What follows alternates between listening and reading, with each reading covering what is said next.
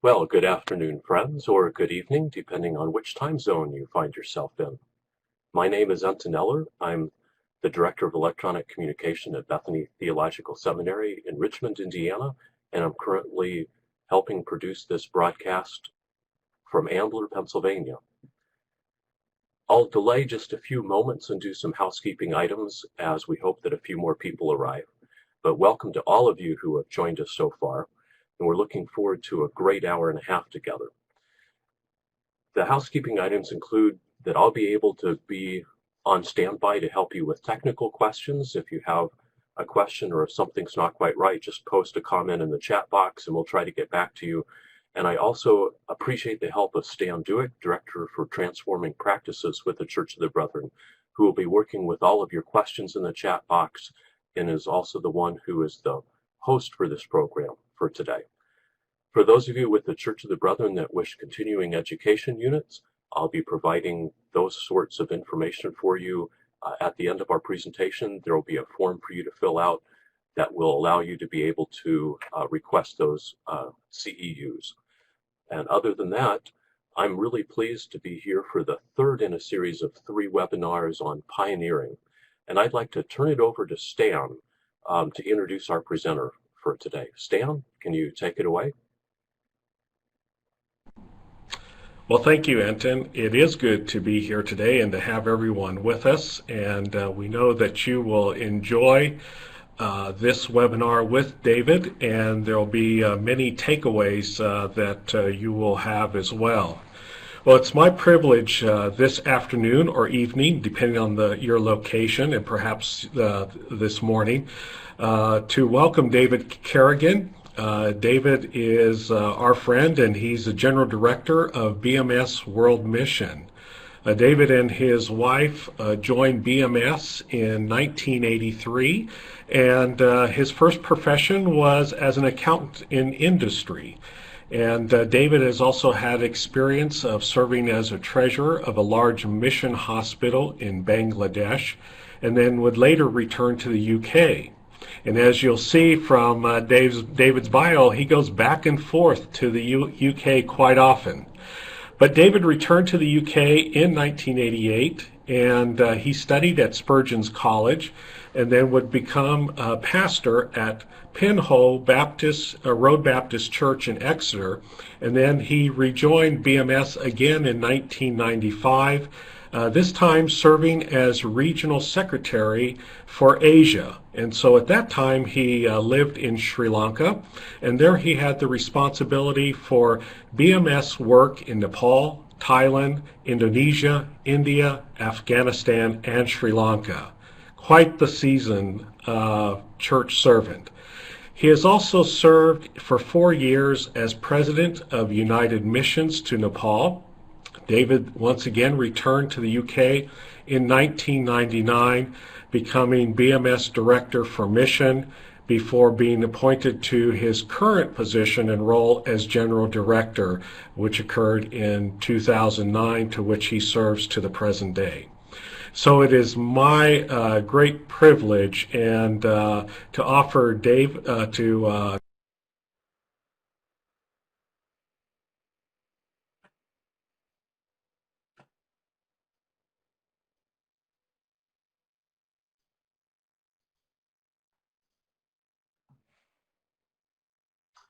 present to you David Kerrigan as the presenter for this webinar. To see me clearly, and I guess if folks are not hearing me properly, Enton will be on hand to help set up whatever corrective measures are needed.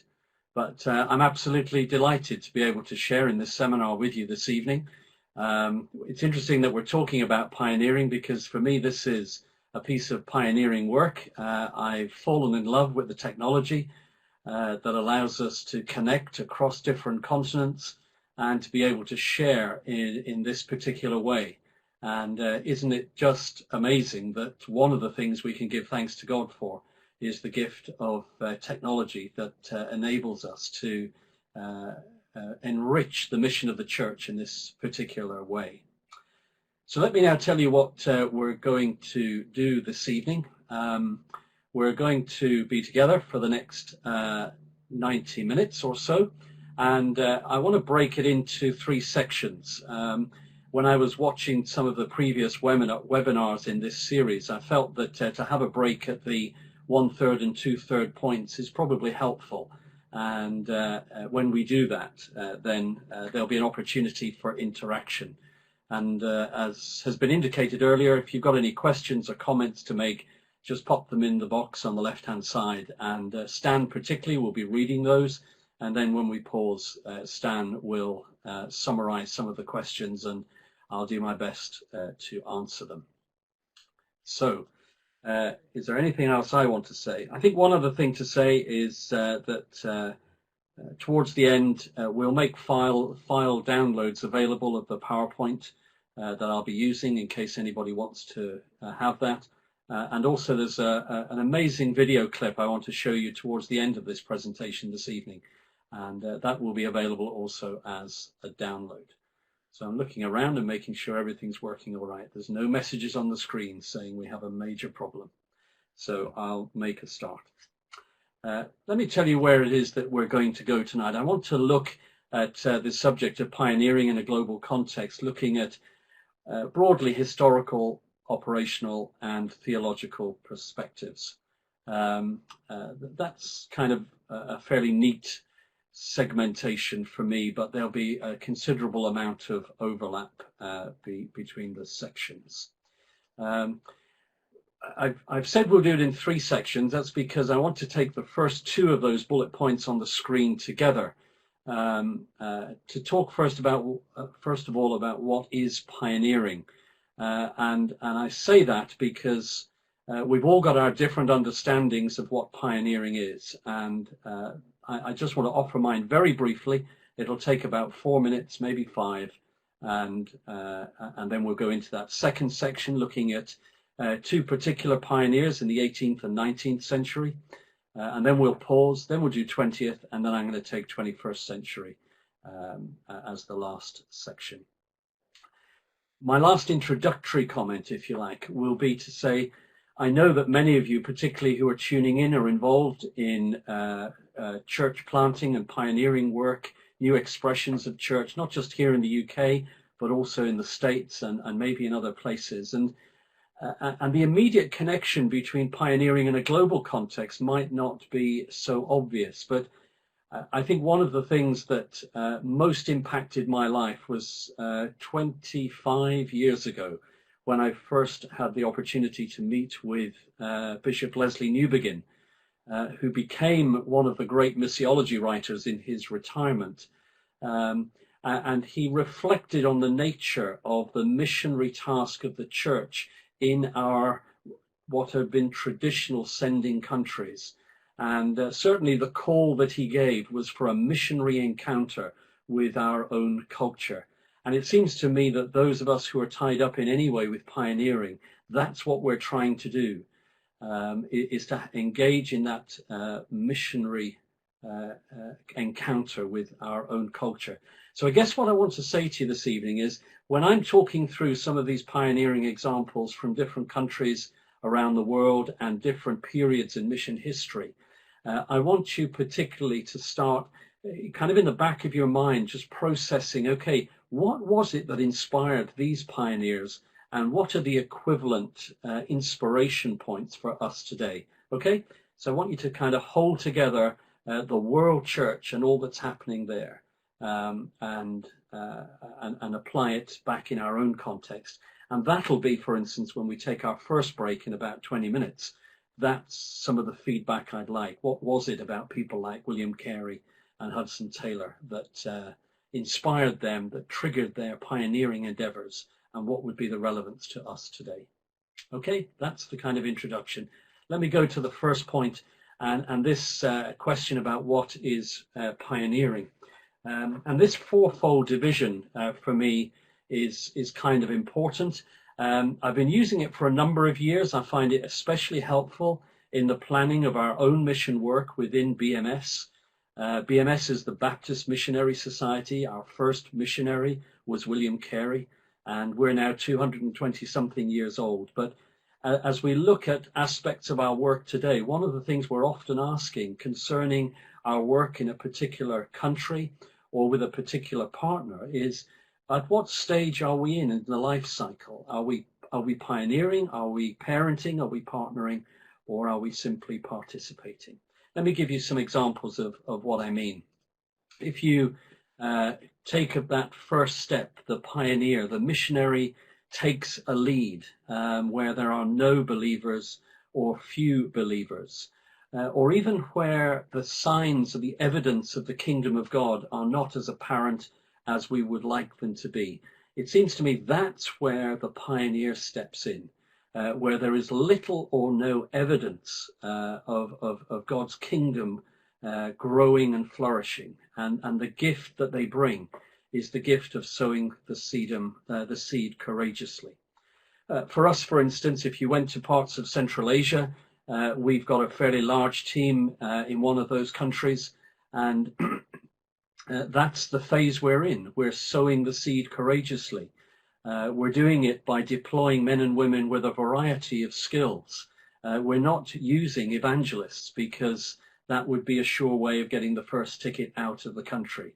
But through the varied gifts of administration, of engineering, of literacy, of medicine and education, we're sowing the seed in the midst of a community where there is very little sign of God's kingdom growing. And yet we know God's people are there. We know that God by his Spirit at work, but it's the pioneer who is there in order to kind of push ahead with that phase of the work.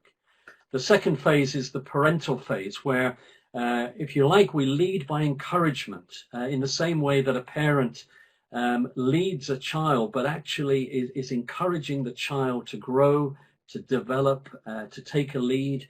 We begin to delegate responsibility. We're in the act of preparing to let go. And those of you who can remember your teenage years might remember how your parents, in ways that perhaps even at the time we weren't aware of, but they were just beginning to give us enough free leash, as it were, to make our own decisions and to begin to prepare for full adulthood. Just an example of that for me would be a piece of work we have going in Peru at the moment, where we've had a couple working there for 7 or 8 years. They've planted a church, they've done the pioneering, they've gathered a community of people around them, and they're developing significant leaders within that community. They're still meeting in a small rented shop area that you can see on the right-hand side, but they've been working with the community to save and to gather funds in order to begin to build a new church. So they're beginning to delegate the responsibility for leading this community. And it won't be long before they move through that phase. And then we'll be in the third aspect of our work, which is a partner work, a more mature relationship, where the gift that we have then is the gift of knowing that the past is over, and thanking God for all the precious memories of pioneering, the excitement of startup, the thrill of seeing the first converts or the first signs of God's kingdom breaking in. But when you get to that partner stage, you realize that you're now into a different phase, and being ready to acknowledge that is incredibly important. An example for us would be a partnership we have with the Arab Baptist Theological Seminary in Beirut in Lebanon. And this is a group that we started working with when they were already at the mature stage. So we were not involved with them in the pioneering or parental phase.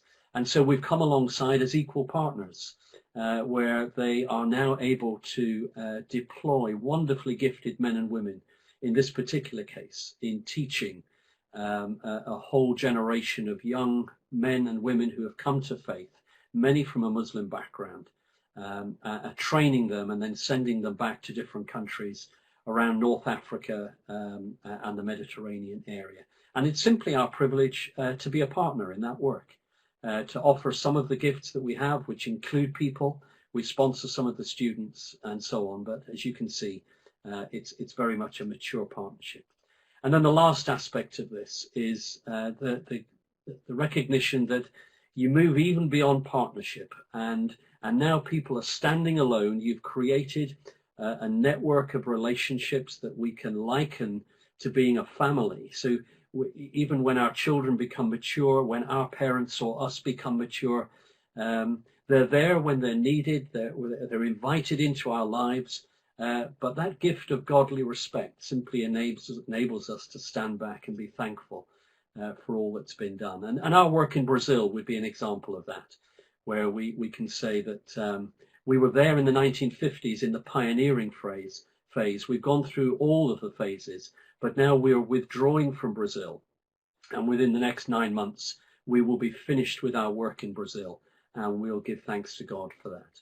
Now, that's to me important that we recognize those phases, because there is a lot of emphasis helpfully being put on pioneering in our denomination here in the UK at the moment. And sometimes I pick up a discomfort from people who are not pioneers, who perhaps feel they're undervalued and feel that all the excitement now and the focus and the limelight is being put on pioneers. And I want to say to them that shouldn't be the case. We all have a part to play somewhere along that spectrum, and respecting one another is incredibly important. So one slide which I'll put up, and you won't kind of be able to take it all in, but I'm going to return to this slide later. I put up there what I see as some of the characteristics that pioneers have. And you'll be familiar with some of these. You could add your own onto the list. But I'm going to bring this slide back later when we've looked at some of those early pioneers that I mentioned a few minutes ago, and see if some of these characteristics can be attributed even to pioneers of 200 years ago. Okay, so let me move on there pretty quickly. So we're into the second phase of my presentation tonight to look at the 18th and 19th century. William Carey, as I say, was our own first missionary, and I want to look at his life as an example, and then also look at Hudson Taylor. And I'm going to go fast, and don't worry if we're overshooting slightly on time, because this first section was always going to be slightly longer. But I am going to go fast, and well, you can't stop me. That's the other lovely thing. If this was in a classroom, you'd be able to say slow down, but sadly you can't. I want to begin our story, which is the beginning of Carey's story, with the beginning of the Baptist story. And some of you will not be familiar with this. And the reason I'm telling it to you is pioneering does not happen in a vacuum. Men and women do not wake up one morning and say, do you know, I think I'll do some pioneering. What happens is they find themselves with a set of gifts given by God and a set of circumstances that demand a response. And it's understanding what those background environmental factors are that then trigger the release of pioneering energy. And so it's important that I go back here even nearly 200 years before Carey to give you an idea of what God was up to. That Carey, many years later, then tapped into and was able to offer his life towards. So I want to go back and begin right at the beginning of the 17th century. Remember, here in the UK, we've gone through the main phase of the Reformation, and so we now have a separation of Protestant churches from the Catholic Church. And yet there were also those who became known as separatists, who perhaps didn't feel that the Reformation went far enough, and they felt that even the Anglican Church, the Protestant churches, Anglican in England and the different Protestant churches on the mainland Europe, had not gone far enough in their Reformation. And they kept pushing to go back to basics and said, but what was the church to be like according to the New Testament? And they were persecuted because of this. And so in 1606, many of them set sail, and a small group set sail for Amsterdam because they had heard that there were others on the continent who were on a similar quest. And those Anabaptists who were beginning to have the same exploration. They wanted to meet with them and in a fertile environment explore together the scriptures. The two main people were John Smith and Thomas Helwys, they would be recognized by us now as the First Baptists. And they met with others in Amsterdam, and they formed a community. They joined the existing community there, and they spent a number of years working through the Bible together with these European mainlanders and trying to work out what it was that God was saying to them about the New Testament church. And they knew they had to return. This was the thing. They knew they had to come back and face the music. And so they did make that return back to the UK. And Thomas Helwys especially came back to London and wrote a tract called The Mystery of Iniquity, which he presented to the king, in which he pleaded for religious freedom and religious tolerance. And his gift, if you like, for sending that tract to the king was to be thrown into Newgate prison, where he suffered terribly and spent the remaining years of his life. But this was the plea for religious freedom. And from his example, the First Baptist Church was planted in London. Many others began to be planted. But then there was another move amongst the separatists of different colours and hues, different denominations. And there were those who had heard and dreamt of the new world, and who wanted to set out in order to be able to create a place where they could live out their faith without the persecution of the established church. And so the Pilgrim Fathers set sail in the early 17th century, and when they arrived in the New World, they began to spread, those who followed them. And of course, as often happens, they spread along the commercial trade routes, and so particularly in the eastern seaboard of the United States and down into the southern states, that's where they traveled to set up their homes, their lives, to find work. And by and large, that would be how the gospel took hold in a particular way in the eastern part of the United States, and particularly for us who are Baptists, of which there are many kinds now in different parts of the world. But you will know, particularly those of you who are in the States, that in the southern parts of the United States, that's where Baptists would be particularly strong, and that's where this movement happened. And then as the gospel was preached, so we find people coming to faith, amongst them many who were freed slaves. Those like George Lisle, who was converted and freed and went to Jamaica, Prince Williams, who went to the Bahamas, David George, who returned to Sierra Leone, and Lot Carey, who went to Liberia. And these names are incredibly important, because you may be familiar with the nomenclature that William Carey is referred to as the father of modern missions. And to an extent that is true, but I have to say that some of our Caribbean brothers and sisters, they find that sometimes a hurtful phrase, because they want to point to some of these people like George Lisle and Lot Carey and others, and say there were other missionaries before Carey. There is a particular sense in which Carey is seen as the father of modern missions, because BMS was the first collaborative missionary endeavour that was assembled. But still, we honour those who really were the pioneers who went before, people like Carey.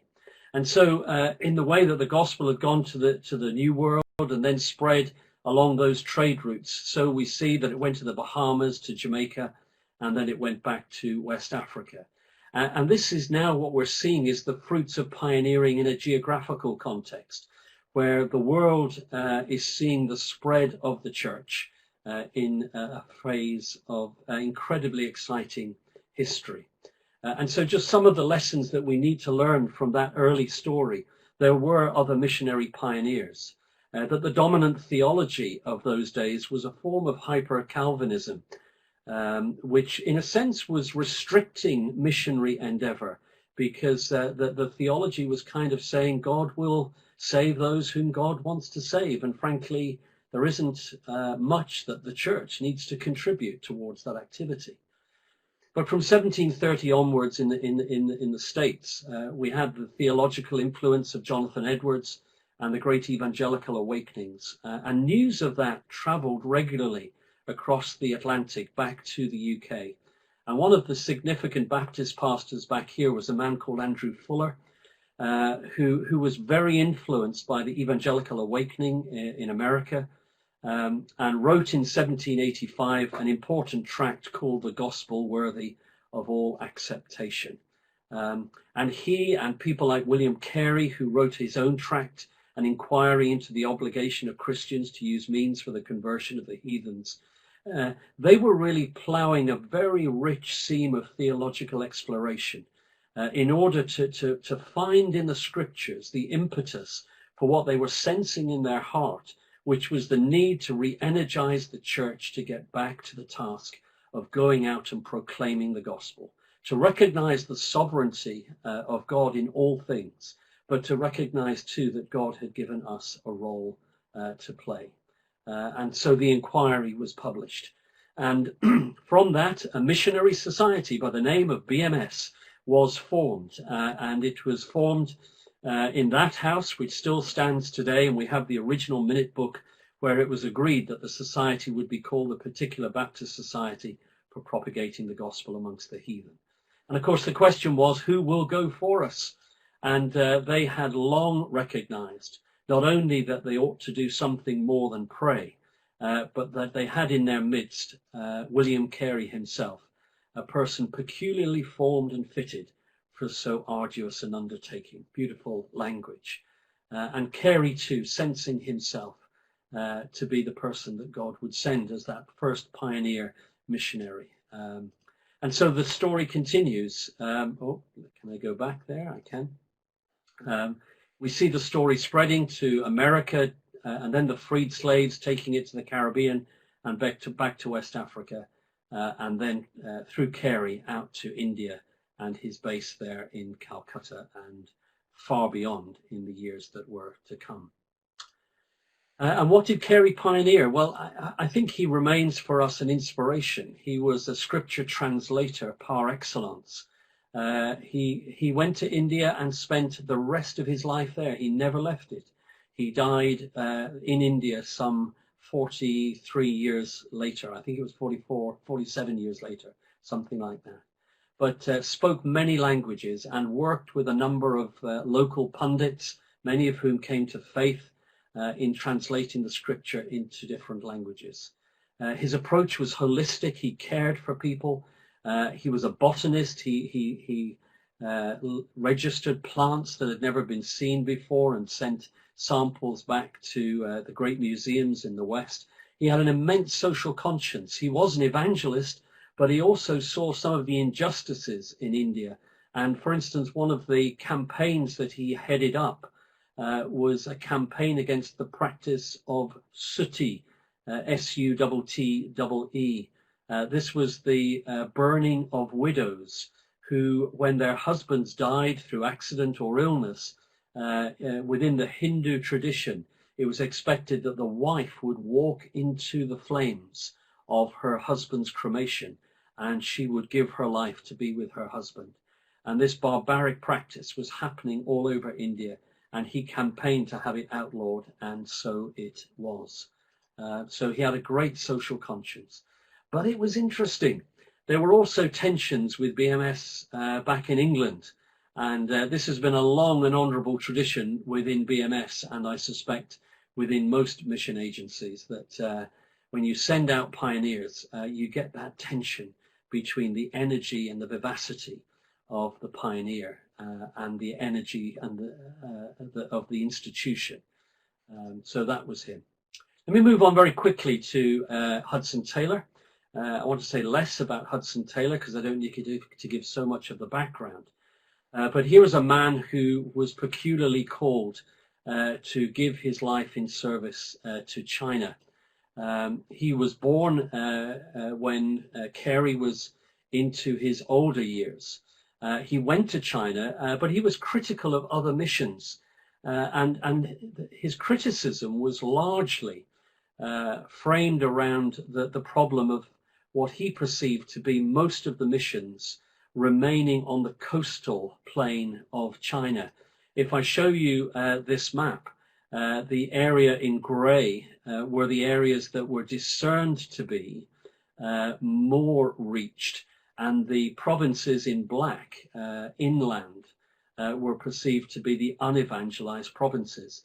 And Hudson Taylor said we should be putting our energy into the unevangelized places. And others who were involved in mission in those days were not convinced, and he became incredibly frustrated. He went back to the UK, went back to England, and several times he went back and forward during his life. And in the end, he formed his own missionary society, the China Inland Mission, and by 1895 they had 641 missionaries and 462 Chinese workers. That figure of 641 was 50% of the total missionaries working in China by 1895. They were all working with the China Inland Mission. And I guess you could sum up his philosophy of let the Chinese be Chinese. And this was very revolutionary in his age. And this was also what offended some of the traditional missionary agencies, that he felt that the message being portrayed was that if you offer the gospel to Chinese men and women, there was an expectation that they would almost become mini Europeans by way of their dress and their mannerism and their church going and so on. And he felt that there had to be much more of a bridge built into Chinese culture. And so people like Hudson Taylor and most of the other CIM missionaries would dress in Chinese clothing. They shaved their heads. They kept the pigtail on the back of their heads. So they tried to identify with the Chinese in that way. But in so doing, they offended many of the missionaries who did not adopt that kind of approach. If you want to just look at the impact that he made, you won't be able to see perhaps the fullness of that graph, of that picture. The details are not important, but all the names in red are the names of the stations where he had mission workers placed by the time of his death. And you can't really see it unless you blow up that screen, but you will see on the coast underlined about 12 or 14 names, which were the main mission stations right on the coast of other mission agencies that were involved. Now, I'm painting it as a kind of black and white or a black and red picture here. Other mission agencies did have people inland. We did ourselves, but not in as far as Hudson Taylor was wanting to go. And if you put the two maps side by side, you begin to see something of the impact of his life. So these were exciting days. Obviously, the names of Carey and Taylor are the ones that are most often spoken. I can see a context here that Stuart has picked up in terms of, can we name women who were involved in this?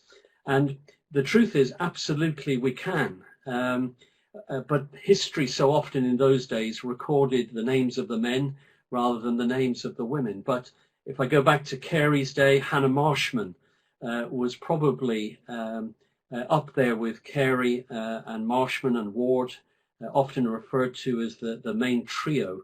But Hannah Marshman was probably the fourth most influential of those missionaries, or she was in the four most influential missionaries.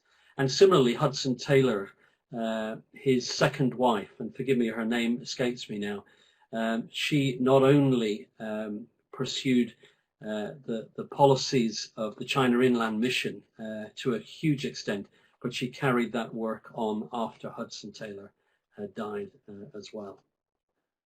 So I pull back up that screen that we saw earlier and ask the question, were these characteristics applicable to people like Carey and Hudson Taylor? And I think they were in many ways. But I'm going to kind of pause it there. And I think, Stan, if I can bring you in at that point, because I want to pause and see if we've got comments that we need to follow on. Well, thank you, David. We want to connect and ask a couple questions. Before we get into the characteristics of pioneers. Jim Memory has a question where he said he was fascinated to hear about BMS' decision to withdraw from Brazil. And given the challenge of mission in the West and the vitality of the church, is there no role for BMS in training and facilitating missionaries from Brazil? Good question. The answer is yes, there is, and we have actually been involved in helping Brazilian missionaries make a connection with some of the same partners that we work with, particularly along the North African coast. I don't want to give details of which countries because this will be publicly available afterwards, but we've been able to introduce Brazilian missionaries into that. We have a Brazilian missionary working with us in Guinea, in West Africa. And we work alongside Brazilian missionaries in India, and we have been responsible again for introducing our Brazilian partners to some of our work in Thailand. So that kind of phase of, and that's the reason why we withdrew. The Brazilian church is now sending out more missionaries than we do, and that's just the Baptist part of it. If you included other denominations, there are thousands of Brazilian missionaries all over the world. Reflecting on the examples that you shared with the pioneers, it seems like one thing that's stood out is that the sense of tension that exists between the pioneer, either him or herself, and the supporting bodies that they worked with. That tension is there, and so it seems as well that a pioneer almost needs to have some healthy self-regard, self-confidence. It seems like a very strong faith, but it also seems like they have to really have a keen awareness of being able to understand the culture that they're stepping into with maybe not always having the best background or the information to understand what is it about being able to understand that culture that they're walking into or that they're stepping into. Yeah, I think a pioneer has to accept that by definition they are about to set their feet upon a path that is less traveled. And that is never an easy task. It seems to me this is though it's not just the responsibility of the pioneer themselves, where they are connected with an organization. That's where it seems to me they need a light touch, not a heavy hand. And I think part of the responsibility for a mission like us is to not assume everybody is cut from the same cloth. Mm-hmm. And we know that we've got mission workers with us that need tender loving care, they need lots of encouragement, they want to know what the job description is and so on. But we've also got men and women who are pioneers, and they just need to be left to get on with it and trusted, and they need to play their part in being accountable. But I don't want to put all of the heaviness really onto the pioneer. I think those who sponsor them and pray for them and support them, and the organizations often they are still a part of, they need to recognize too that they need a different approach in order that they can flourish. But I will say this, Stan, I think sometimes there comes a moment where pioneers have to accept if they cannot fit within an organization, they might need to have the courage to say, I really need to go alone. Or go with others who are not part of that organization. I'm always sad if that happens, and it happens very rarely for us. But recognizing, I think, the light touch for me is important here. You laid out some information about the other phases as well: the pioneering, the parenting, the partnering, and the participant. What is it about the pioneer that distinguishes it so much from the other three roles? Well, I think it is often the breaking up of the hard ground.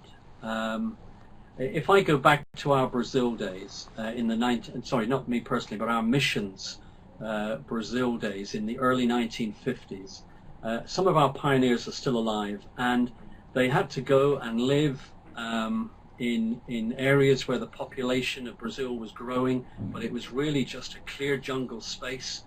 They had to have the character to put up with a hardship that others would struggle with.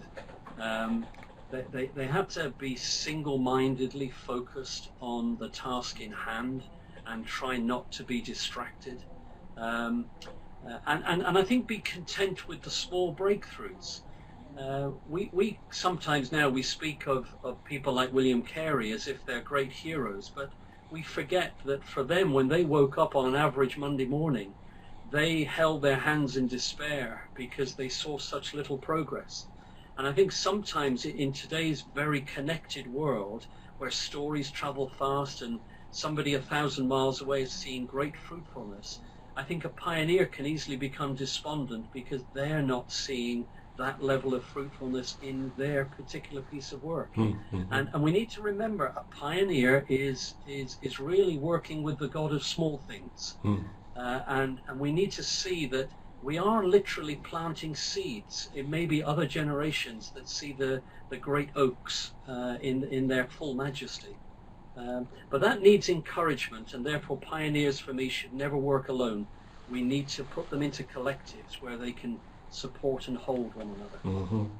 And I know we're talking a lot about church planting, but that role of pioneer happens in a lot of different facets, can happen in a lot of different facets of ministry as well, it seems like. Yeah, I mean, I gave the example of our work in Central Asia, mm-hmm. where our people, I mean, I would say everywhere we are working, we are church planting, but it's kind of sometimes with church planting as a goal 10, 15 years down the line. But we need to hold in mind that for me, we are talking about a kingdom-centered church and not a church-centered kingdom. Yeah, yeah. So our goal is not simply churches. Our goal is the kingdom of God. And so I say to our people, as if it needs saying, who are involved in literacy programs or vaccination programs in parts of the world where a kid dies at the age of 4 for want of a $1 vaccination, that what you're doing is you're bringing the kingdom of God to bear here. And we hope that as part of that mushrooming of the kingdom, faith will emerge as one of the plants. And from that faith, churches in some guise or other will flourish. But it is certainly wider than church planting, mm-hmm. Absolutely. Yeah. I just want to note, Juliet has posted a link about Hannah Marshman, which people can go and check out. And then there's another question, how does a pioneer determine where to go or where a pioneer is needed?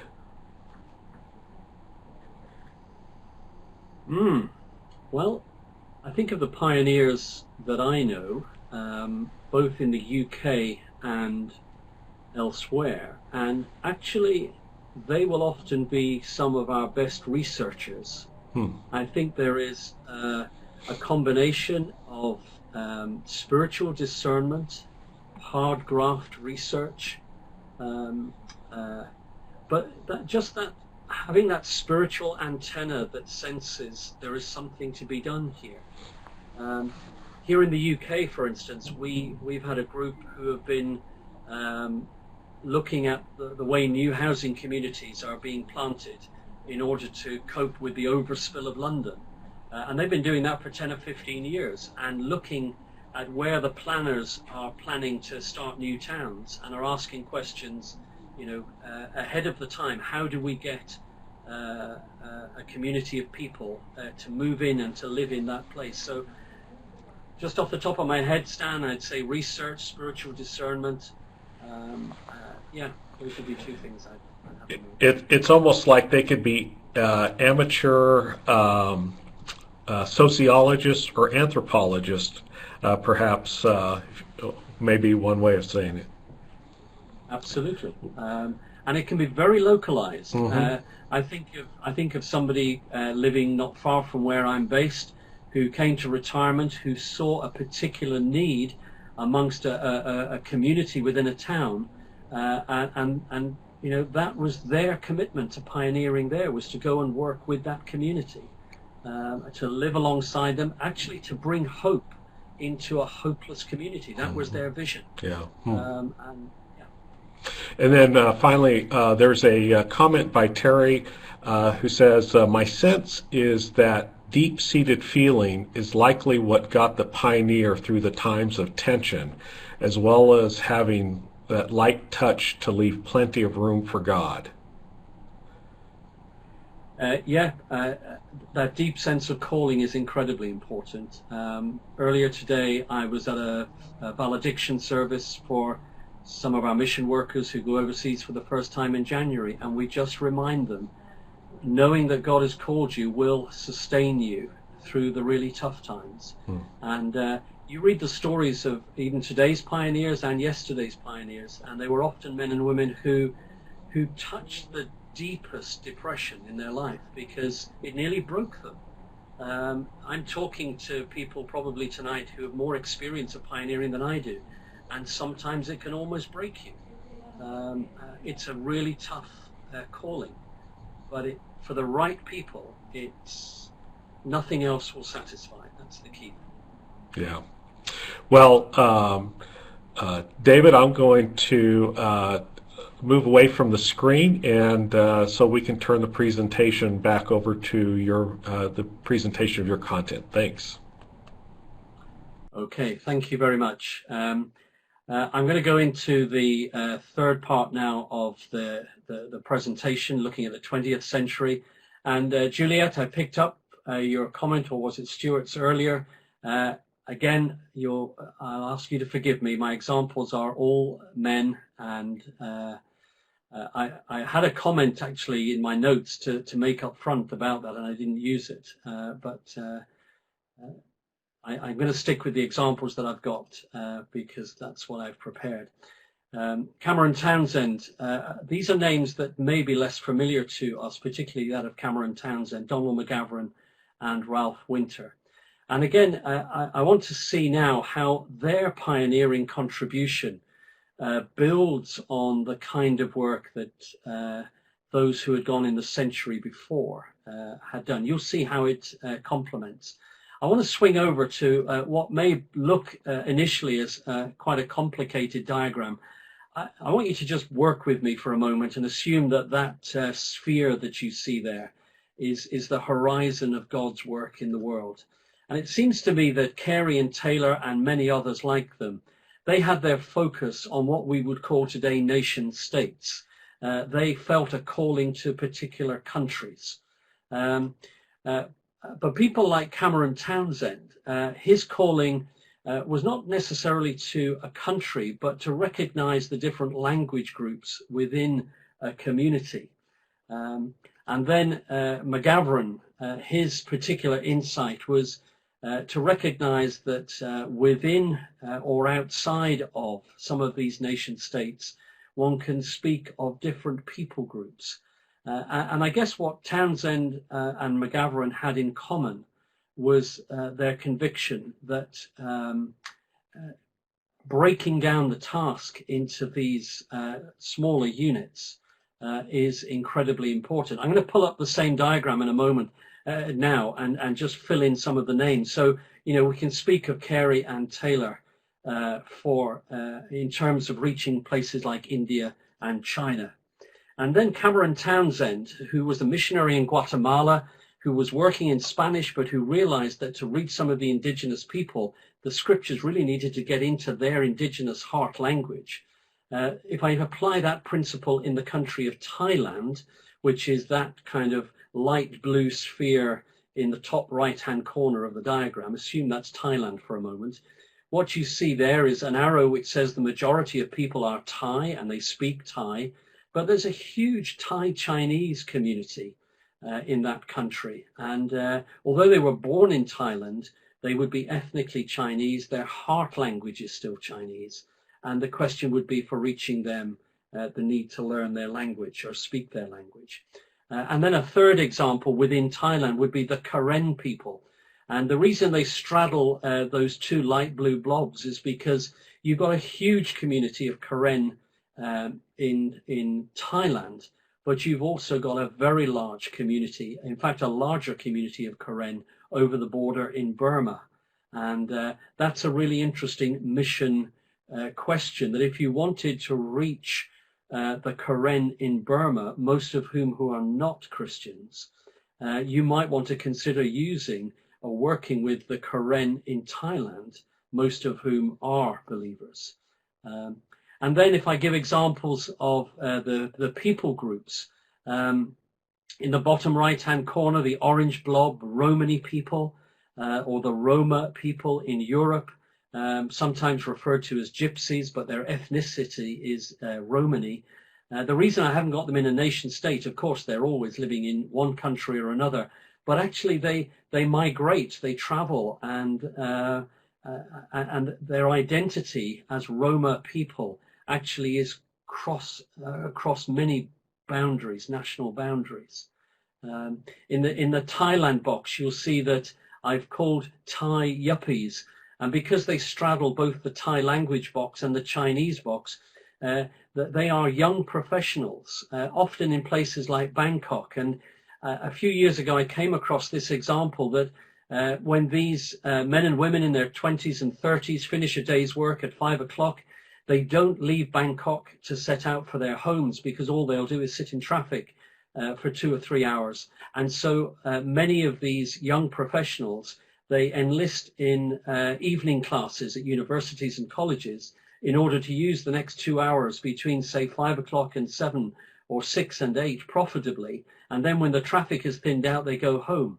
Now, if you recognize that as a people group who are neither Thai exclusively nor Chinese exclusively, but a mix, but they have that characteristic in common, then you can begin to put in place mission opportunities to reach them.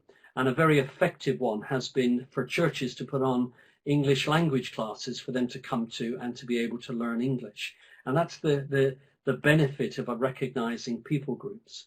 In the top box, a big block marked European Union headquarters. An example you see would be if you went to Brussels in Belgium, there are tens of thousands of people from lots of different countries all over the world, but they represent a people group because they work at the European headquarters.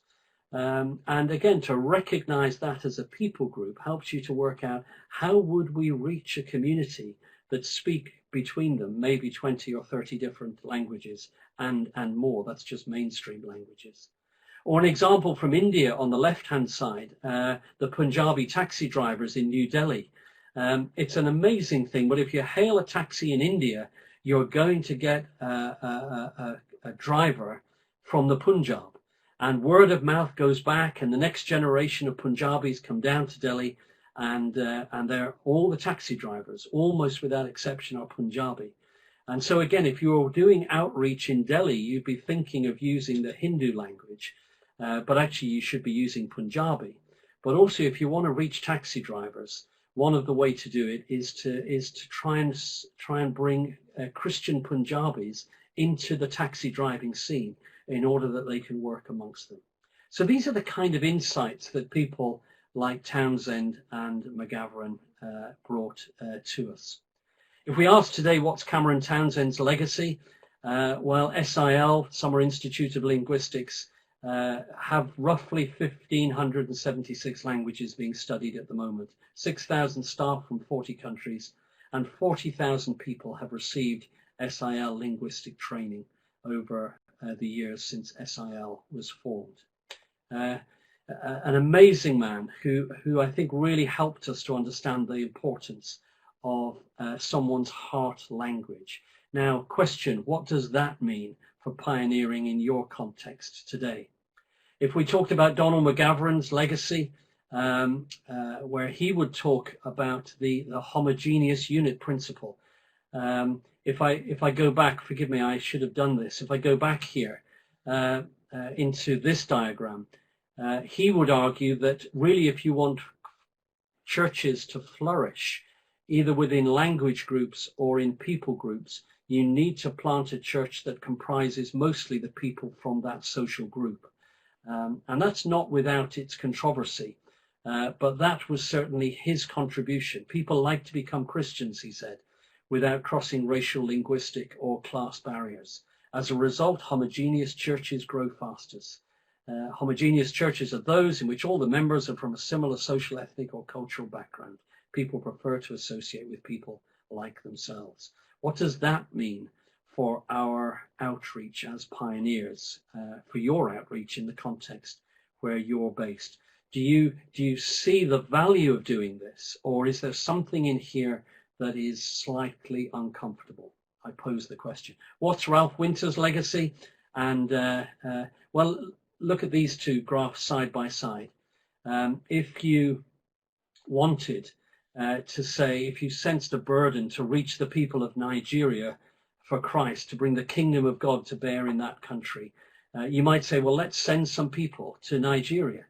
And yet, if you look on the diagram on the right-hand side, you're seeing there the pockets of different ethno-linguistic people groups that actually mean that you need to be able to identify with the people group to which you are sending people.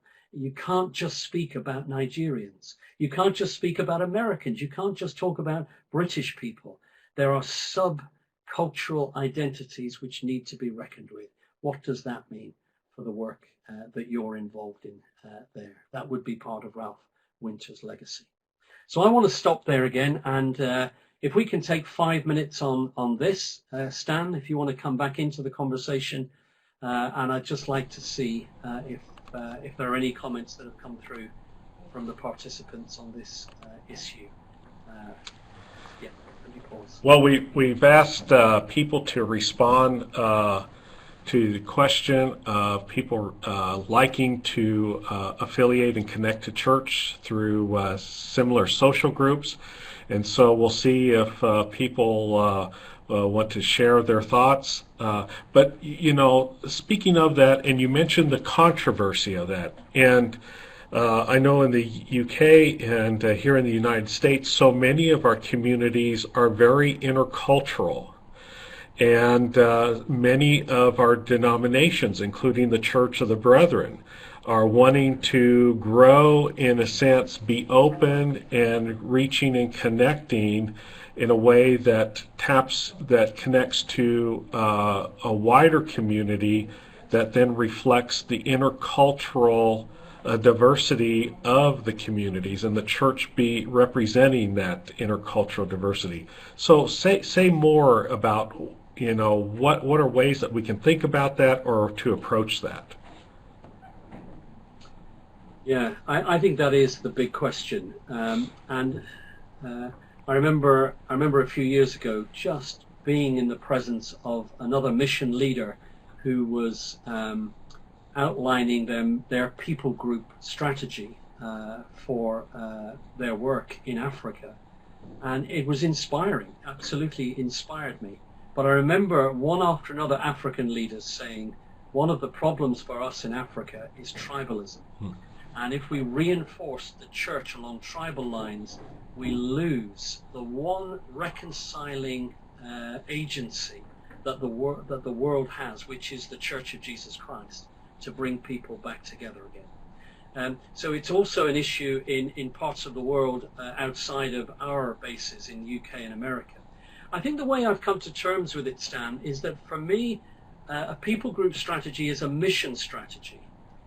It's a pioneering strategy, particularly, but it's not an ecclesiological strategy. And I think there is a phase that can be appropriate of reaching people by recognizing the value of working with a homogeneous unit and bringing them to that place of faith, we hope, of bringing the values of the kingdom of God into their communities, but always with a recognition that ultimately our ultimate vision is all one in Christ Jesus. I'm going to touch a bit on this in the third section in a few minutes, but I think that's the way I've handled it. I can see the value in using this as a tool in that phase of the mission where you're trying to penetrate a community and bring fruit to growth, as it were. But in the long term, I think the ecclesiological imperative is all one in Christ Jesus, neither Jew nor Greek, male or female, slave nor free. Stuart has a question. He says, asks, is the HUP more appropriate for the pioneering phase than the parenting and later phases? I'm sorry, could you just say that again? Is the HUP, it's the second, it's in the chat box, and Stuart would also have to clarify, at least for me, what he means by HUP. Oh, yeah, you would. Homogeneous. Yeah, there you go. Okay. Yeah, I think it is, and I think that's tapping into what I mean. I think when you're trying to work with a particular community where the kingdom of God is less visible, or the people who have come to faith are fewer in number, I think it helps you to focus in a way that communicates richly into that community. But I think then, as I said earlier, I think the longer term goal is not necessarily all coming together, but to find ways of that happening. I was part of a trilingual church when we lived in Sri Lanka: English congregation, Tamil and Sinhalese. There were 3 congregations, and we worshipped separately. Except once a month we all came together, and the richness of the 3 languages were combined, and the leadership was drawn from the 3 communities. So, we were making real grounds in making this an interconnected, intercultural church, whilst recognizing that growth was going to happen if the Tamil congregation could bring their Tamil neighbors to a Tamil language service. So I think, that's what I think Stuart's getting at. Okay. And then Tim Schultz raises a question: are there certain denominations or styles of Christian expression that are finding more success in mission outreach? And then with that, like evangelicals or Pentecostals, or is there a particular style or model or form of expression that stands out for you as being more successful? I'm not sure that the route determines effectiveness. Without doubt, the Pentecostal movement has been incredibly fruitful in its outreach over the last decades. But what I mean by my answer is, I often say to people that as the Baptist Missionary Society, we are not for a moment interested in planting Baptist churches in different parts of the world. In fact, I often quote the example I give, that when I was with our team of people in that country in Central Asia that I was referring to earlier, I said to them one day when I was visiting them, the day I hear that there is a Baptist church opened here, you'll all be on the next plane home, because you will have failed miserably. All you've done is you've imported your Western baggage, whereas if we're true to the gardening motif, we are tilling the soil and planting the seed of the gospel, not the seed of the Western church. And when we have planted that seed, our task is to stand back and allow a plant to emerge that is Somali or Namibian or American or French. It needs to have the characteristics, the DNA of the host community. And so for me, whether you're Pentecostal, Baptist or Brethren, that should not be determining the effectiveness, the fruitfulness of the work. It's your willingness not to impose your identity on the work that you're doing. And again, you're going to see that big time in the third section in a minute, so you'll enjoy that. I'll just share Ken's comment, and then we'll move on in our presentation. Kenneth Dolan comments, in our community, a number of larger churches have a Hispanic church and Russian church meeting under the same roof with leadership of the same and are growing rapidly. So thank you, Ken, for the comments and many others. And so, David, I'll just step aside and so you can continue with your presentation. Okay. Let me just say in relation to that last comment, and here I'll take a little bit of a risk of offending somebody. One of the things that frustrates me here in the UK is that often ethnic minority congregations that are coming together in that early phase of their work, they need an existing church to host them for a season. And often, if I'm honest, I get heartbroken when I hear a church kind of saying, well, yes, we'll do it, but here's the here's the rental charge, for using our premises. Now, that isn't always wrong. Don't get me wrong. But sometimes that can become a barrier. And I would just say to existing churches, God is giving you a gift in your midst, and we need to recognize it. And whatever the cost, welcome these new communities into your midst, because they should be doing far more than using your church when you're kind of watching the TV on a Sunday afternoon. What they're actually beginning to do is infiltrate the beginnings of that Galatian vision, because that church example that Ken just used is exactly what should then happen, is that you move beyond cohabiting within the church building, and you begin to get that interconnectedness. Hey, let's move on. Now, this next bit, I have to say I'm passionate about. And I want to kind of mention names like John Travis and Phil Parshall, who were missionaries in South Asia, in the country where I used to work in the 1980s and onwards. And what happened in those days was that there was a recognition that very few people, in truth, were coming to faith from a Muslim background. And they said, considering all the effort that's been put in over 200 years from William Carey onwards, what are we getting wrong? And the feeling was that where we were getting it wrong was that we were asking too much of those who came from a completely different culture and religious experience. We were asking too much of them to make the huge cultural transition, not the faith transition, but the cultural transition into church. And so what began to happen was an experiment in a new way of being church. And as I go through this, can I just again encourage you, don't switch off and say, this is interesting, but this is to do with other countries and I don't work amongst Muslims, because this is the bit that I think is most applicable for applying in our own context. Again, I want to go quick, because I think there could be good conversation about this afterwards. Look, this is a difficult concept to get over on a slide, but can you just imagine that squiggly shape in light blue is a country, okay? Country borders are squiggly, and so is this. And obviously, I've drawn a line here, and I've shown it in roughly two halves, and that's not helpful, but you'll see in a minute why I've done that. But normally, the host culture in whatever country it is the majority culture. And what I mean by that is, if you came to England today, you would encounter an English culture most places you went. There are many subcultures, but basically you'd say, hey, it's England. They're strange over there. But I could take you to parts of our country where there's 30,000 South Asians living in a very small space, and they're nearly all from a Muslim or Hindu background. And you would say, wow, this feels like another country. And so I'm even saying that in a country, country X, you can have pockets of a foreign culture.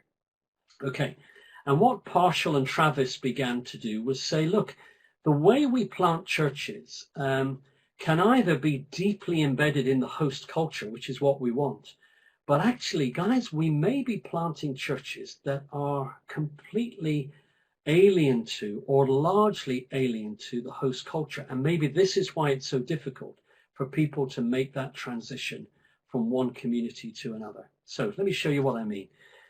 Imagine for a moment that you're planting a church. Okay, I'm showing a church here as the outline of a person, because the church is the people, it's not the building. And you would say, hey, but why would you plant a church in a country that is completely outside the host culture? And yet the reality is that we do. I could take you to countries in South Asia where I'm very familiar, and I could take you to an international church, and many of you will have been to these places. And so, they meet on a Sunday morning, and you go in, and they have pews, and you have hymn books, and the pastor would greet you as you would be greeted in your church at home, and you would enjoy a service with people from other countries, but it would probably be very similar to a service that we're used to in the UK or you're used to in the States. So it's in another country, but it's not making any connection with that country. It's not even attempting to do it. Occasionally, Men and women who are professionals from that host culture, who are Christians, who have traveled the world, who speak English fluently, they may come into an international church like that, but incredibly few. Imagine now a different church. If I took you a few miles away, you're still within the capital city, but I could take you to a church where the language that's now being spoken is not English, because that's almost always the language of international churches, but the language is now the language of the host country. And most of the people going to that church are from that country. So if you were now taking a Muslim inquirer into a church, that C2 church would be a much more amenable place to take them, because they would be hearing their own language. Although it's interesting, the country that I have in mind has two words for God. One is the word Allah, which is used by Muslims, and there is another word called Ishor, which is used for people who have come to faith from largely a Hindu background. So they would begin to hear of God called Ishor, and they'd say, I'm not too comfortable with that. But hey, they put up with it. Incidentally, at the front of that church, you would almost certainly find a group of young, cool dudes, young guys and girls, early 20s, leading the worship with electric guitars, a set of drums, and they would probably be singing translated songs from the West, okay? And so again, there's still quite a big cultural bridge for that Muslim convert to cross over. But then if I took you on a bus on an hour's journey outside of the capital city to a village church, much simpler, and now that Muslim convert would be brought into a place where, again, he would see everybody there was from his country. The language is his country's language. They would still probably not be calling God Allah, but Ishor. Everyone would be sat on the ground. They wouldn't be sat on pews as they would in C1 and C2. And you'd have the men on one side and the women on the other, and that's the social acceptable norm in rural communities in that country. And so actually he would begin to feel at home. He'd see people dressed much the same as he is dressed too. Whereas in C1 and in many places in C2, frankly, they'd be wearing a shirt and tie the same as I would if I went to church on some Sundays in this country. So C1, C2 and C3 churches existed, and they were asking, people like Partial and Travis were saying, these models of church are really not cutting it.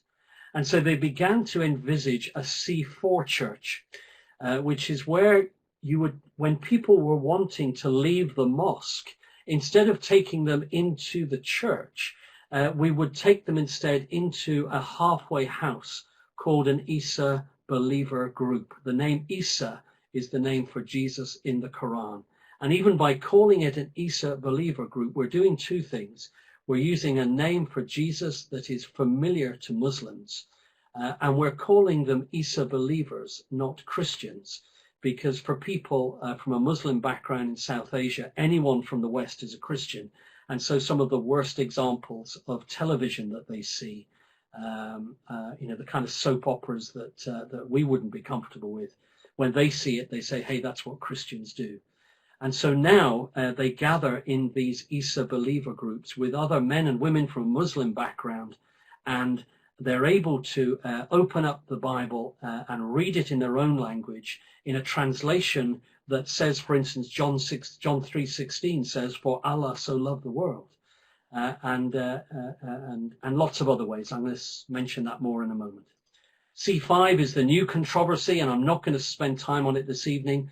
But typically a C5 understanding of church, and I'm using church now in inverted commas, would be men and women from a Muslim background who have come to faith in Isa, in Jesus, but they want to see if they can follow Isa from within the mosque. Many of us would say this is probably not an acceptable way. That's a very judgmental comment, but in the short time I've got, I can't think of a better word.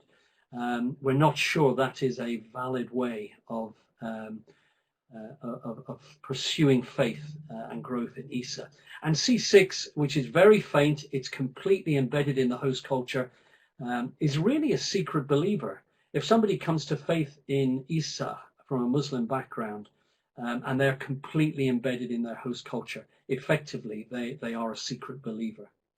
But where I want to spend the last few minutes is with that C4, because in the country where I worked in the 1980s, there are now in excess of 120, 130,000 people every week meeting in Isa believer groups, and they are growing in their faith. That's a kind of summary of some of the words that I've been saying across the top there, what these groups look like. What is the self-perception of those who attend these groups? Well, if you go to a C1, C2 or C3 church, you think of yourself as a Christian, but if you're in a C4 group, you would consider yourself a follower of Isa. If you were in a C5 mosque, you would call yourself a Muslim for Isa, actually, not a Muslim for Jesus. And if you were a secret believer, you would probably say the same thing.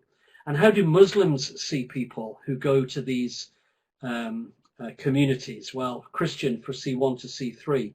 They'd see people going to C4 as they'd be unsure, really. Are they a kind of Christian? Are they a kind of Isa follower? What does that mean? Muslims are a bit confused by it. If they saw somebody in the mosque and who said, I'm a follower of Isa, they think of them as a strange kind of Muslim. And of course, if you were a secret believer, they would simply assume you were a Muslim.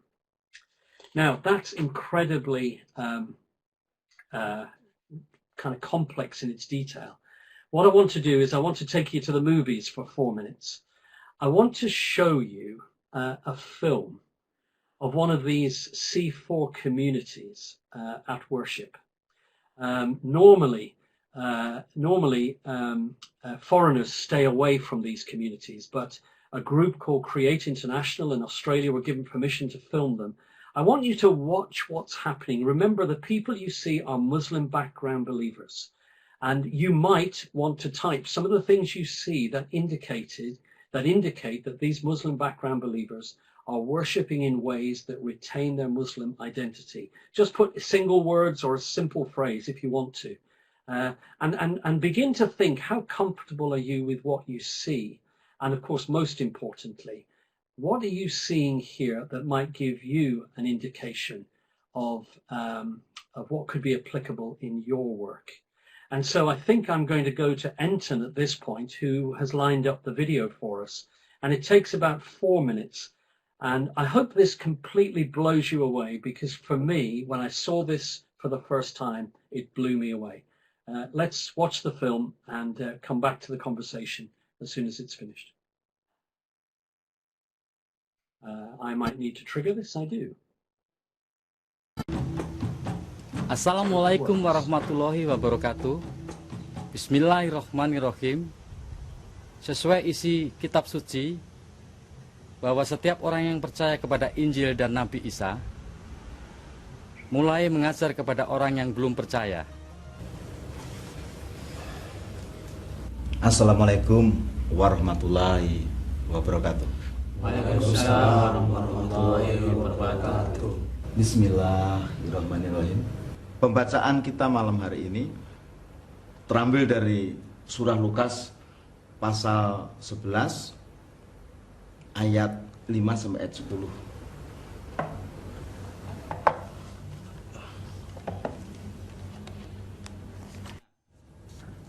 Itu akan bangun juga dan memberikan kepadanya sebanyak yang diperlukannya.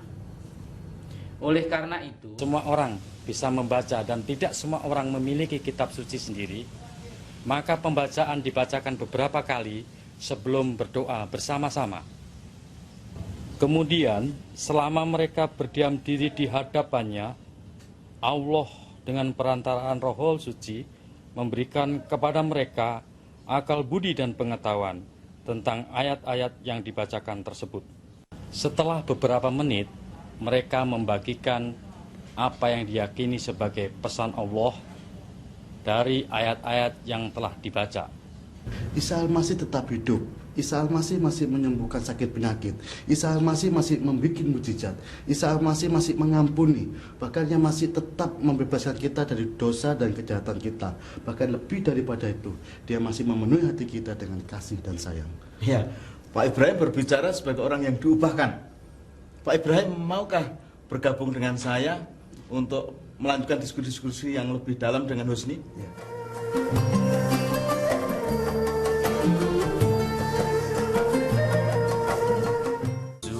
Suci, suci Allah. Suci, suci, suci Allah. Ya Tuhan kami yang Maha Kuasa. Ya Tuhan kami yang Maha Kuasa. Suci, suci, suci Allah. Suci, suci, suci Allah. Ya Tuhan kami yang Maha Kuasa. Ya Tuhan kami yang Maha Kuasa. Allah yang sudah ada pada zaman dulu, yang ada sekarang, dan yang masih ada pada masa depan. Suci, suci, suci Allah.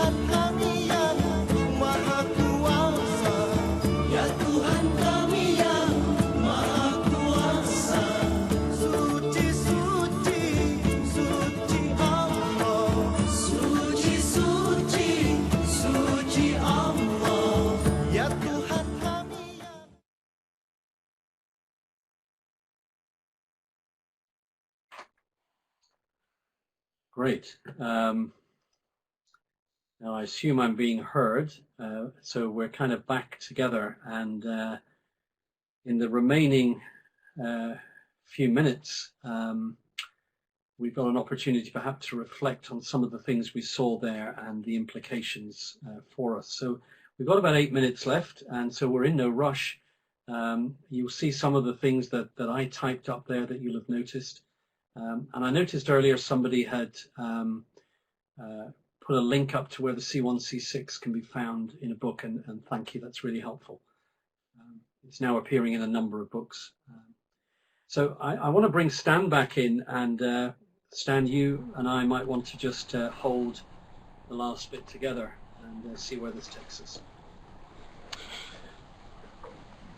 David, one thing that seems to really strike me throughout the presentation is, while we've talked about pioneers and different approaches, that it really comes down to some real quality theological reflection.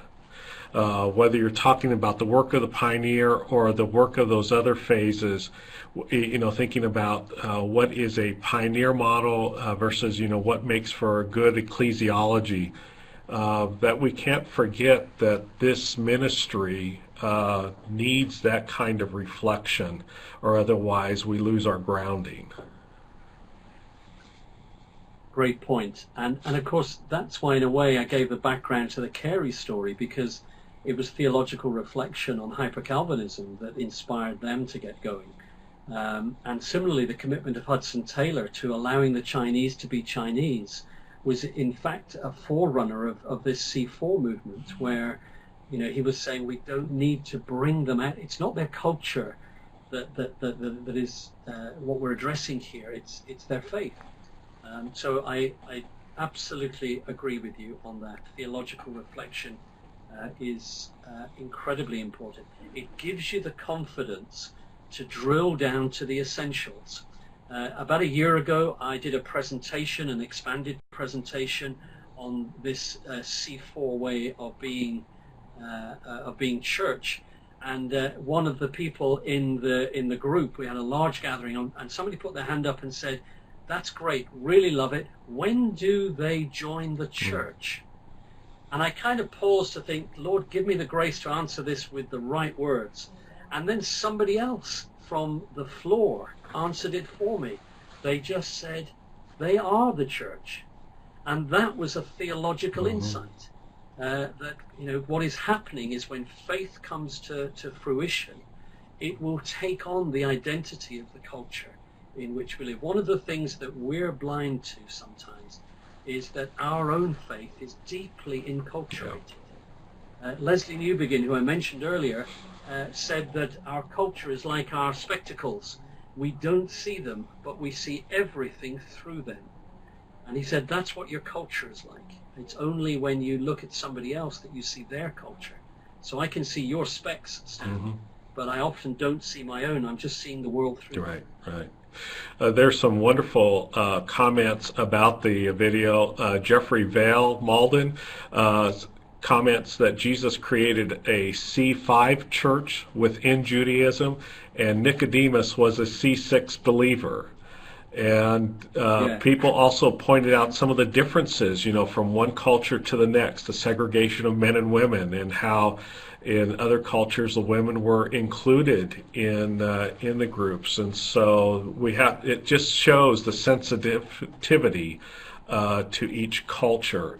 Also, Marty points out, you know, the sharing of the meal, a lot like the first Jewish believers. For the Church of the Brethren folks, it seemed like every meeting was a love feast. And so it really helps us. John Brenneman states that another helpful voice in the discussion about impact on culture has been Andrew Walls. Thank you, John, for sharing that. What, you know, as you think about where we are today, what are David, what are the things that we need to keep in mind as we're in ministry, whatever our location is, whatever our calling is? What is it that we need to be in mind and in tune to about the culture in which we are a part of, and how we take that cultural perspective every time we see an individual or a group? Yeah, I think the priority for me is to recognize not the limitations of church embedded in culture, but actually the infinite permission that gives us to allow the gospel to take root and find expression in people's lives. Now, you know, let us not forget that cultures need to be redeemed as well, and Martin Niebuhr and others in generations gone by have made that point, and absolutely that is the case. Carey's campaign against Sooty was an example of flushing out of a corrupt culture some aspects. So I'm not saying cultures themselves are neutral at all, but it's to just recognize that I think in the coming generations, church is not going to necessarily be the way we see church today. And this is, I think, the real contribution, the gutsy contribution of the pioneers of today, to be able to say that a group of people gathered around the kitchen table who have invited in their neighbors to share a hearty breakfast, and when the breakfast is finished, to perhaps just take the Bible out on the table and put the loaf of bread and the wine on and say, and because we do this as God's people, we're now going to break bread. That's church. And I'm using a real example I know of there. Or people who meet in a cafe, and with the permission of the cafe owner, you know, they drink coffee, they talk about theology, they share their problems, they pray for one another, and then in the context of a cafe, that's their community. That's where they will reenact what it means to be God's people in community. I think there is a richness of adjusting to culture that is an absolute gift to us. But it's a hard hurdle for some people to see and to overcome. Just like going back to a comment or question that Stuart asked earlier, are there, as you're thinking about the more contemporary setting, are there some women who are pioneers that come to mind that stand out, and just some of the ministries, the groundbreaking ministries that they're doing that you're aware of? Well, I will mention my colleague Juliet Kilpin, who did the first seminar, and Juliet has been on the trail of this for the best part of 20 years. I think of somebody called Lauren Bethel, who is an American Baptist Church missionary for the last 30 years, and has worked in Southeast Asia, and now is a global ambassador working all over Europe and, well, all over the world, actually, working amongst women who are traded and trafficked into prostitution. And I mean, she is a pioneer par excellence. She was banging on about this problem before most of us really realized the scale of it. So there are many women pioneers, and I'm conscious of the fact that I didn't use them as an example tonight. Let me just pause. Well, it's 3 o'clock, and we need to bring Enton back in to wrap up a couple things for us as we finish off this fine webinar. And David, thank you so much for presenting, and also want to extend another thank you to Stuart Murray for helping us organize this, for Juliet Kilpin for being the first presenter, Steve Fittimore just a few weeks ago, and now David Kerrigan. So I feel like we've made several new friends, and look forward to what future possibilities may be as well. And want to thank everyone who attended, and by the names that I've seen in the attendee list, many of you were here for all three. Thank you, and we hope that this has been an experience that you have found helpful, and one that can be translated into your context as well. And so if you have any questions, please stick around. David will be here for a few more minutes, and then also if questions come to mind that we can respond to after the webinar is over, send the question to me, or to David, or to Stuart, and we will try to get a response back to you in ways that we can help respond to your question. Anton? Thank you, Stan. I will go ahead and post a live link in the chat window for those that wish to get continuing education units for attending. And the instructions are there on the right above David and Stan, as well as David has graciously allowed me to post a link both to his PowerPoint as well as to two different versions of the movie that he showed for those of you that may wish to access that. And those are in that File 3 download box. If you wish to download a file, simply choose it and you can download those. Also, I have the two quick polls that many of you are used to already. The first is, how helpful was the presentation, meaning the content and the learning that David provided? And if you would take a moment to click there, and then on the second one, how well did you like this webinar format itself? That will give us feedback to allow us to continue to do our best work as we present. Thank you. Unless you have questions, I'll turn it back, David, to you and Stan if you want to continue any more, because I see there's questions about the African inland churches and a few others coming up yet. Thank you, Enton. That's lovely. Yes, I saw the question coming in from John. I'm not familiar with the African initiated churches. I have a feeling I should be, but I don't. So I'm afraid I can't comment. Is that something you could just type about, John, in a couple of seconds?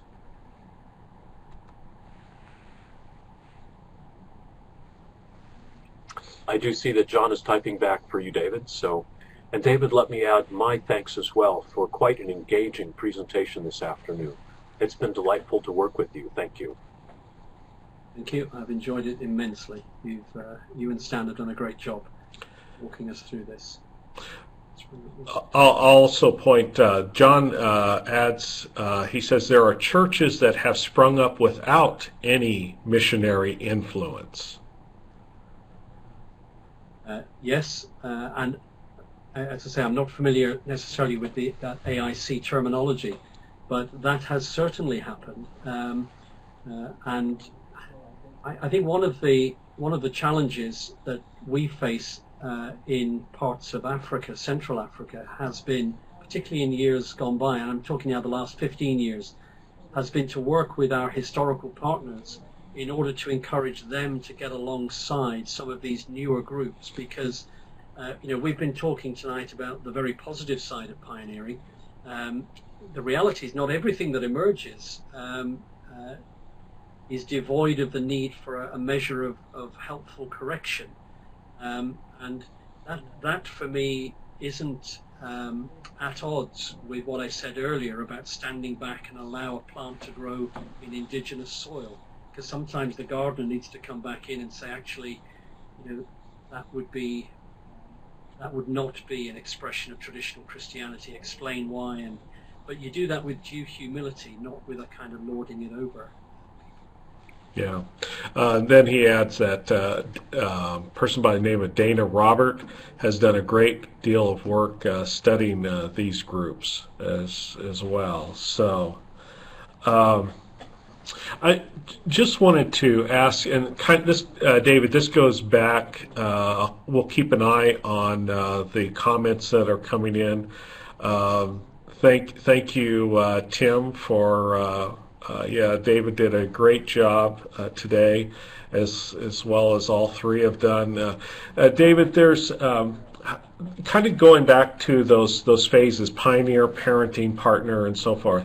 How do you know it's time to move from the pioneering phase to the next phase? What are some of the indicators, or even say from parenting to partner, and then also down to partner and participation?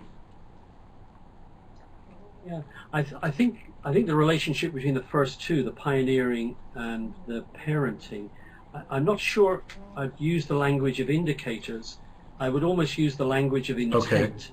Okay. That example that I used from Peru is only a 7-year-old project, but what would be inappropriate would be for the couple in question who pioneered that church out of scratch. There was no Christian community where they were working. For them to kind of stick around without developing leaders and just enjoying, if you like, the kudos of, here's our church, we planted it, we love them, they love us, we're going to be here 30 years. We just challenge our folks now who are doing that kind of work.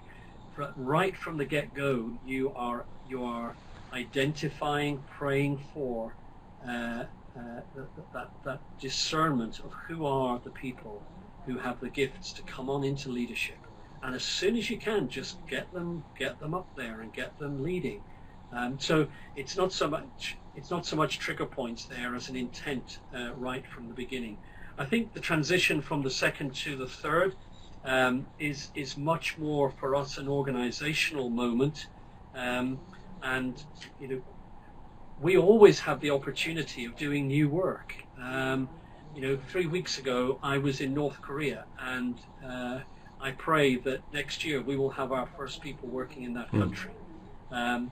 But to be able to take advantage of new opportunities that are opening up, sometimes we have to say we need to be moving out of a more resource-intensive partnership that we've now kind of pioneered, parented, and now it's time to stand back. Hey, we're still here, but our role begins to minimize, and that's often an operational decision we would take from an organizational perspective rather than necessarily on the ground. The two are not mutually exclusive, but I hope that helps. I appreciated you sharing that information about from the 20th century with McGavran and such, and I feel that he really hit something. He really hit it on the nail in terms of wanting to be with wanting to be with same types of people, being very homogeneous. Many of our congregations, they may talk of themselves as being diverse, but if you look at them, they're pretty much still within the same social, groupings.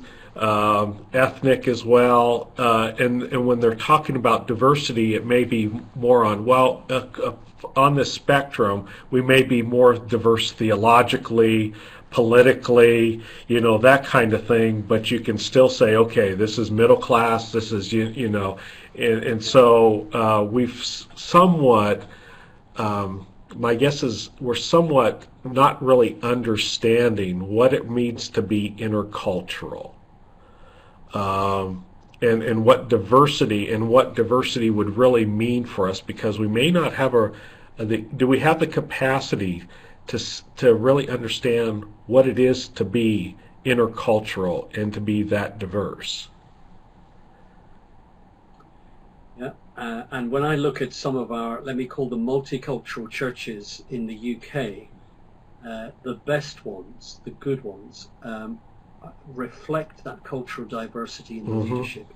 And I think a lot of people would say that's one of the main litmus tests for how intercultural you really are. Because if you've got people from 20 nations worshipping with you on a Sunday, but frankly your leadership is one or two, then you have not got there yet. I'm not suggesting you'll ever get there. It's a lifetime's work. But you know what I mean. Yeah. If you want to say to a community of people from other cultures, this is your church, we are all here together, they need to see their community reflected in the leadership. And that's, for me, a key issue. And I know that's spoken a lot about here in the UK, and in a lot of our churches, they recognize that and they are moving in that direction, or have already moved in that direction. But that's a key issue, leadership. Yeah, I think, I think of a congregation in Little Rock, Arkansas, as one example where they're about 1/3 Korean, or a mix of Korean Asian, and then 1/3 Hispanic, 1/3 Anglo English speaking, and so they've hired really an intercultural staff, and they don't address it as this is your Asian pastor, this is your Hispanic pastor, is we are all your pastors, and don't try to separate us or segment us into an ethnic distinction. So they really working at creating that culture. Yeah. So. Brilliant. David, is there anything else that you would like to say or comment as we close out our day? And again, just thank you. It's been wonderful. I don't think so. I just want to say how much I've enjoyed the experience. Having sat in and listened to the previous 2 seminars in this series, I've just found the whole experience incredibly worthwhile, and thank you to the Church of the Brethren really for making this possible. And I meant what I said right at the beginning. I think technology these days is an absolute gift to us when it's used appropriately, and this is one of the most creative ways that I've encountered in recent days. So thank you to everybody for being a part of it. Well, I want to say thanks to Enton for all the background work that he has done, but a real shout out goes to you and Steve, Juliet, and Stuart, because this is also engaging for us. It helps to broaden our horizons, helps us to look at our experience through some other lens as well. And so the learning and the collaboration has just been an incredible experience and been so worthwhile, and appreciate the time and energy that all of you have given to this project as well. And like I said, we're hoping to work together again in the future. We'd love to. All right. Yeah. Well, blessings, my friend, and we wish you well, and continue to hold you in our prayers and thoughts, and as you journey about the globe. Lovely. Thank you, Stan, and thank you, Enton, as ever, slightly behind the scenes, but without which this movie would not be possible. Take care. Yeah. Good night. I look forward to maybe being able to do more of these with you in the future, David. Love to, Enton. Thank you very much indeed. All right. Take care. Good night.